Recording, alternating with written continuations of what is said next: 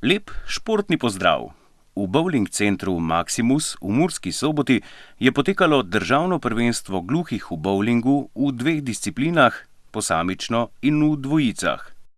Organiziralo ga je Društvo gluhih in naglušnih Pomurje Murska Sobota v sodelovanju s Športno zvezo gluhih Slovenije. Tekmovanja se je udeležilo 31 moških in 16 žensk iz 9 društev gluhih in naglušnih. Lani je v moški konkurenci zmagal Jožef Švent, v ženski pa Sanja Debevec iz DGN Podravje Maribor.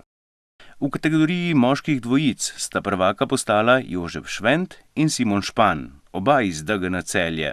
Pri ženskah pa Mariborčanki Sanja Debevec in Suzana Muster. Kdo je zmagal letos, pa vam zaupamo v nadaljevanju prispevka.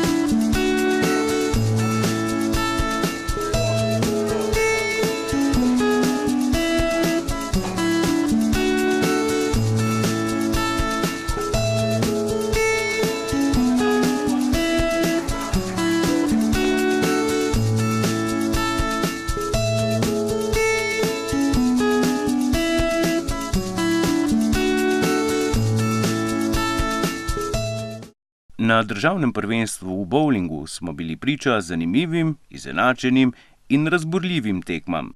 Seveda so za pravo vzdušje poskrbeli tekmovalci v bovlingu. Naslednje državno prvenstvo bo 28. marca v Kopru. Hvala za pozornost in lep pozdrav do naslednjič.